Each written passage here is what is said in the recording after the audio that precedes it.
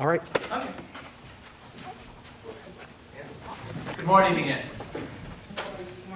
Today's message, celebrating the Wheel of the Year and our ritual overview, will first present a history and meaning behind the Wheel of the Year.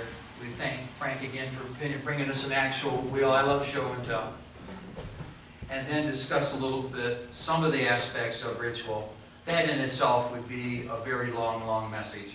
So that was a challenge, just how to bring something of value in a short period of time.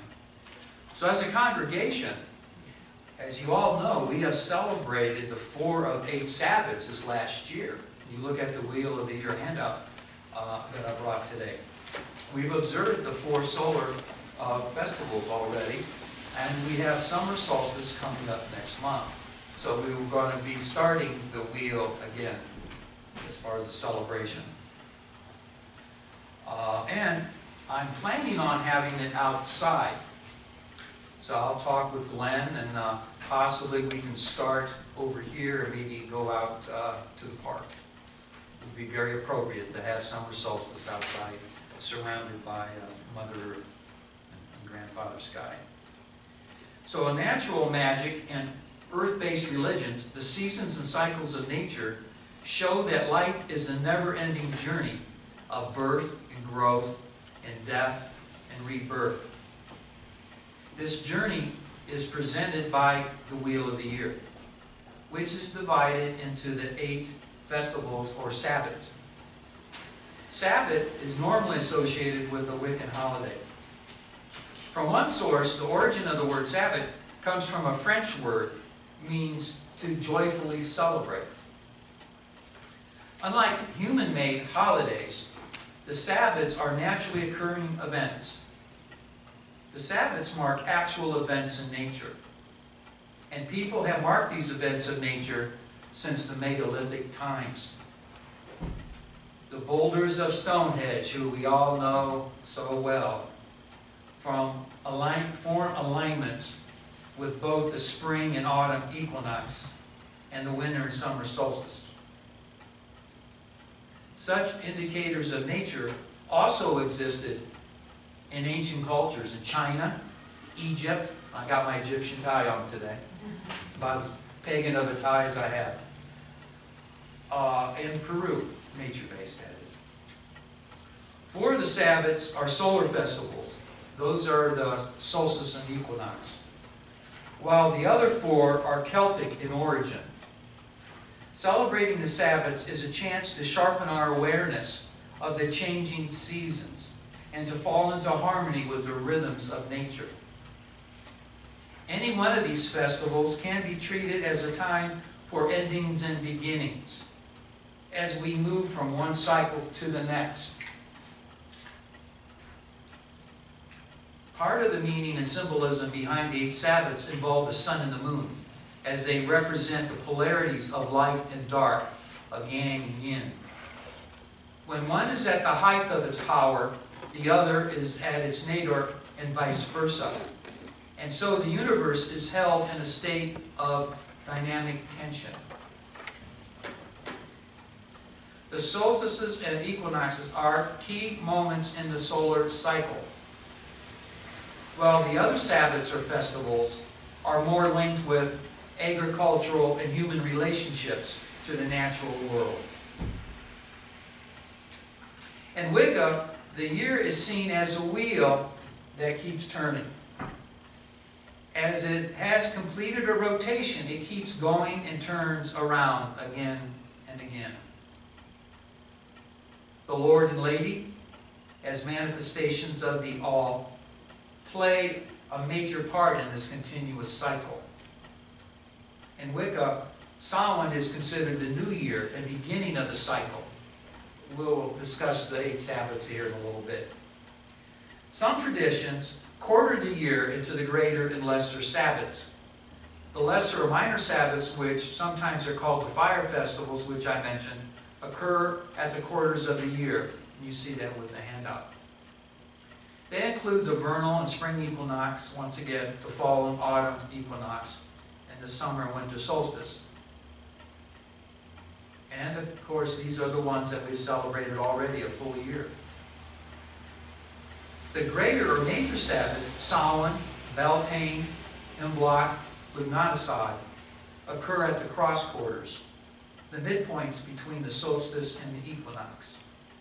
They mark the turning of the seasons and are considered to be very powerful days in and of themselves. Midpoints are considered to be times of great power, because most things in nature, if you think about it, reach their peak of their strength when they are in the middle of their lives. And those of you who have joined me with gray hair that we've passed that point, we understand all too well what that is. There are also SAPs, which is not our purpose here, but I will briefly mention. SBATs are non-festival meetings. SBATs are moon ceremonies, and usually held monthly on the full moon.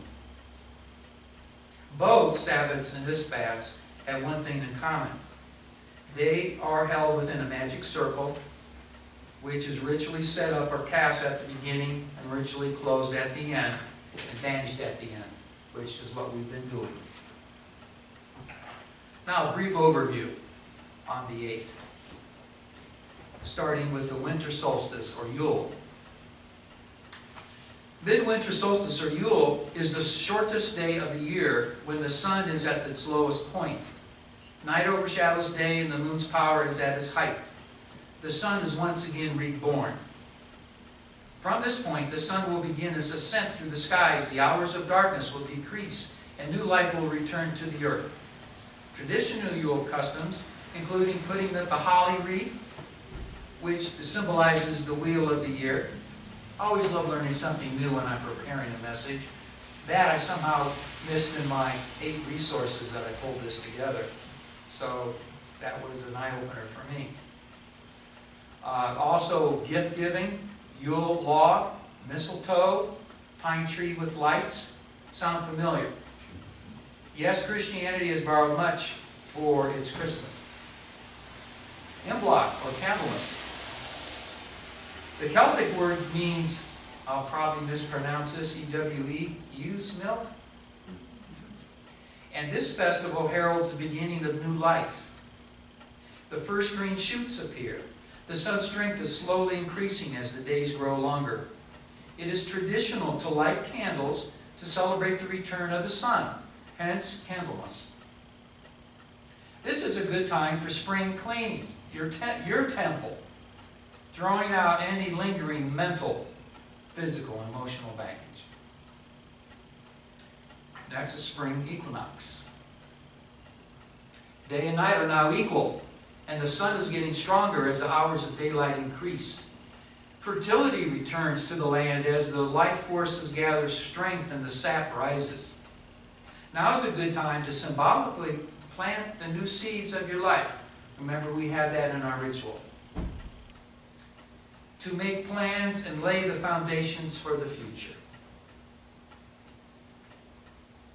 Beltane.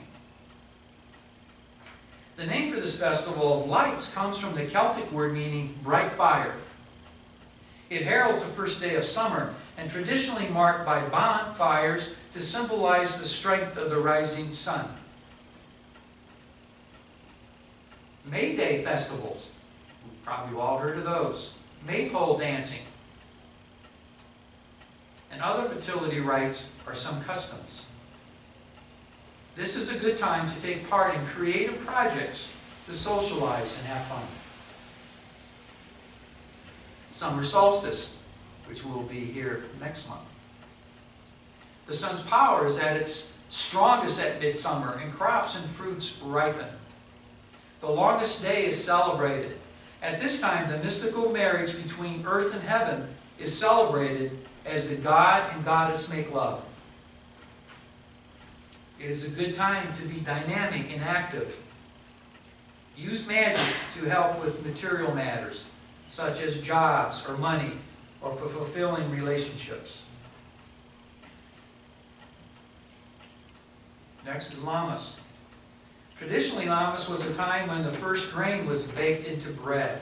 This festival celebrates the giving of thanks to nature for all her bounty, a time to reap what has been sown. Lammas is a good time for reflection, to go within and count your blessings, and to understand why there may be a lack in certain areas of your life and how you might address this. Autumn equinox.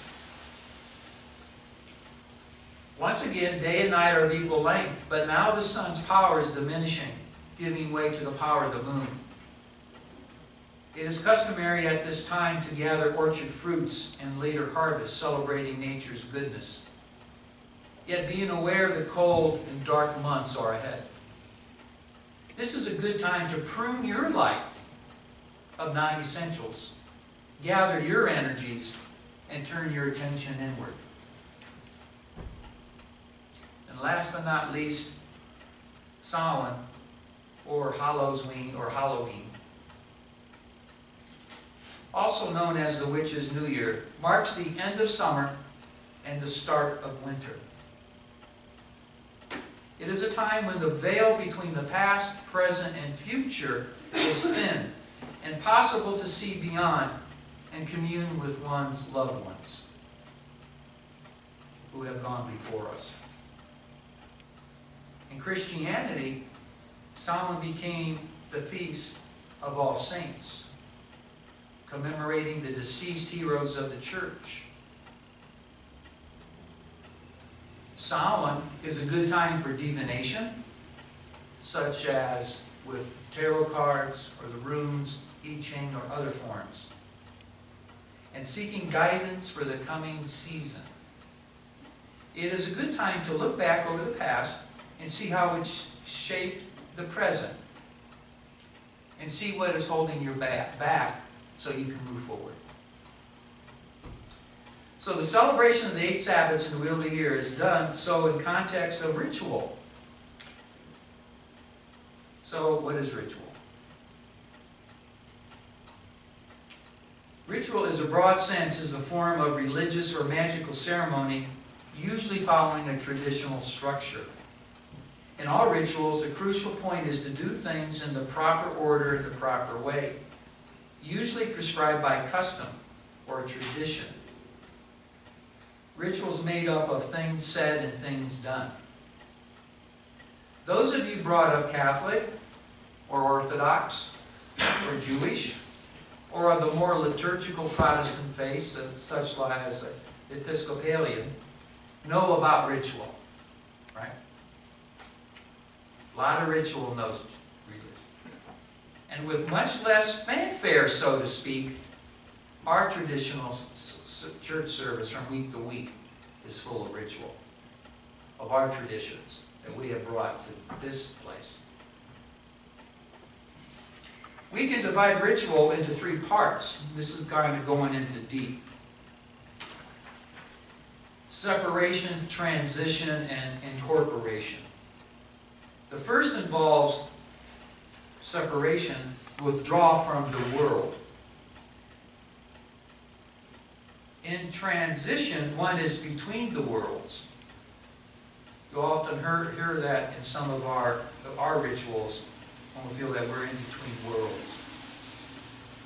In the final stage, incorporation, because change is integrated into life during the ritual. Change is integrated into life. So this can be seen on a broader scale in many parts, comprising the initiation process in most primitive societies. The entire process takes place in compressed form and in the actual ritual. The time of separation, transition, and incorporation. So what commonly makes for a good and meaningful ritual? The most effective rituals engage the senses, alter consciousness, and open the gateway to visionary thinking. Most effective rituals incorporate such elements as maybe special dress, altar and paraphernalia like candles, incense, sacred figures, chants, prayers, mystery dramas, dance, or maybe song. So rituals may be performed by individuals or by group. Wiccan rituals are usually led by both a priest or priestess or those taking on that role for that moment. Honoring both the female and male aspects has deep roots in witchcraft, Wicca, and neo-pagan and earth-centered faiths. With all rituals or sacred rites of various traditions in religion, there are times used for specific purposes and exclusively for ritual. We will mention a few of the various working tools. Because we've brought tools and set up the altars, but we haven't really thoroughly explained all of that, so my attempt is to briefly mention some of it. So these items, depending on the traditions, are consecrated and used exclusively for ritual, and thus considered sacred. These candles are exclusively used for ritual, have a singular purpose. Thus it is customary to ask the possessor of certain ritual items for permission to touch them. The common items we bring to rituals are, again, candles, sage, incense, water, salt, maybe images of divinities, pentacles, cauldrons, altar decorations, which is what we've done here, for a particular feast, wine or juice, bread or cakes. The main working tools that we bring are usually the thami and the chalice. There's other tools which we won't go into. Sage and incense, why we use them, is used for cleansing and purification and has its roots in other earth-centered religions such as Native American spirituality. Candles are used to represent the four directions and the goddess or lady of the Lord and God. And sometimes a sixth candle will light to represent the one, the source, the all. The pentacle, adopted by Wiccans and Neo-Pagans, is an ancient symbol. And it's a symbol of protection, of faith. And it represents the four directions and elements and the spirit and mind. The thami, or knife, those who conduct ritual usually have their own that's been consecrated, is representative of the male principle, same way with the chalice, which represents the female principle. And both are considered working tools. You will note that the Sabbath ritual begins with the cleansing procession that we do. The circle is cast by calling the directions and the quarters. And then during the ritual proper, depending on what we're celebrating, we might have meditations, we might have chants, reenactments of mythos or myths. The circle is open then, when that part is done. And the ritual is ended often with social gathering and feasting. So we will end this talk with a few ritual protocols. Be respectful and mindful. Be relaxed and take it all in. Don't expect too little or too much from ritual. If you enter into ritual with a proper mindset, you may profit from that spiritual experience. Remember, we don't have to take ourselves too seriously, as we don't in this congregation, as you use. We believe, as neo-pagans, believing that the divine, the powers, the elementals, the lady and the Lord are not easily offended. We believe they have a sense of humor as well. We don't have the church fathers looking down our necks in their stern way. We may slip up, we may forget something. It's okay. Rituals are to be honored, yes, but they're to be enjoyed. And we have no problem doing that here. There's a saying within the craft that I have always believed, and take it to heart. It's not about being perfect, it's about the practice. That's what I want to leave you with. It's about the practice. It's about the doing. And we just do and we learn, and it's okay. So as the wheel of the year turns, let us join our ancestors in community and continue to celebrate the wheel of the year. Someone would read.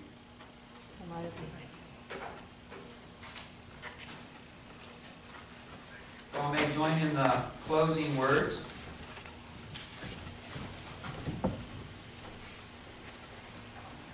Together. Life is a spiral dance. and As we move, we pass and repass, moving forward and moving back, yet ever moving on. The wheel of the year turns and we turn it. The old year ends, the new year begins. The wheel turns and turns again. Welcome to our Lord, welcome to our Lady. Life, as represented by the wheel of the year, is a spiraling dance.